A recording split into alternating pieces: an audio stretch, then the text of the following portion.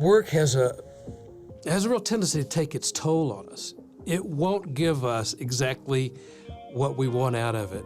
And even if we become successful in the world's eyes, we realize pretty quick that it doesn't ultimately give us the satisfaction, the security, the significance that we really want. And the temptation is to say, okay, if I work harder, smarter, do whatever it takes here, then I'll get what I need. Then I'll become significant. Then people will look up to me. Then I will have enough money. Then my company will be stable. Whatever it is that drives you, there's that nagging part of work in a fallen world that will always deny us what we want. And so our tendency is, quite frankly, to overwork. By the way, that's why God gave the Sabbath in the Old Testament. It's interesting to look at the fourth commandment about keeping the Sabbath. And that commandment is really about work, not about going to church. I don't know if you've noticed that or not, but it really is. It says, for 6 days you'll do your work. We're commanded to go to work. But on the seventh day you'll rest. You'll put your tools aside. You'll put your labor aside. You'll stop worrying about it and go do something else. And God legislated this time of rest so that in this fallen world where we can never do enough to guarantee our success, that we had to stop. And I've asked that question, why did God do that?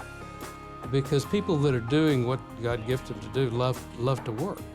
And especially if you think back in the agrarian society where that command was made, it wasn't just for fulfillment that people worked, it was survival. And can you imagine, for example, the food for your family is in your field for the next year. No grocery stores, no banks to lend you money to buy food from your neighbor. Your security and prosperity of your family is in that field. It's Friday afternoon. It's time for harvest, and a rainstorm is coming. Do you stay in that field, harvest your crop, protect your family? Or do you walk out and say, Lord, my life is in your hands? That's what that command is really all about. It's about trusting God with our work, with our family, with our prosperity, with our security. When we get to the New Testament, that command is actually not it's not repeated. I've often thought, Lord, you left us alone here. We can work ourselves to death. And yet, because of our relationship with Christ now, God actually calls us to rest and trust.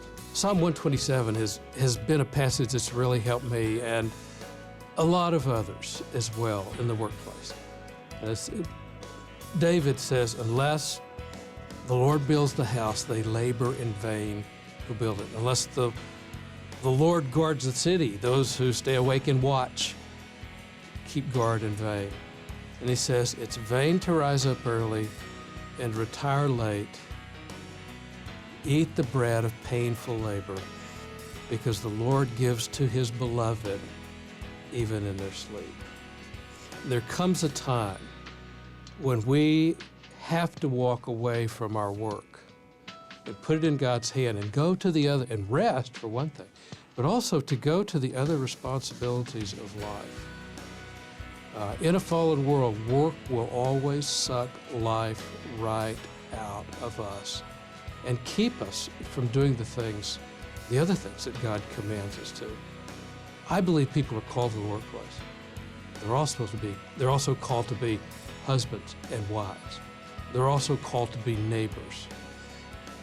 We're called to be these things as well as people in the workplace. And we have those responsibilities to carry on. We're also called to trust God with our lives. And our relationship with Christ really does give us the ability to do that. So I don't have anything to prove for him anymore. He did the work on the cross that I am desperately trying to do most of the time for myself. When I understand that my security and my significance come from him, that I can do my best and work my hardest in the workplace. But when it's time to go home, I could go home and I could lay my head on my pillow and thank the Lord that He gives to His beloved, even in their sleep, or in their family time, or in their time of being a good neighbor, or in their time of serving the poor. That brings them no financial gain at all. That's what the cross does for us.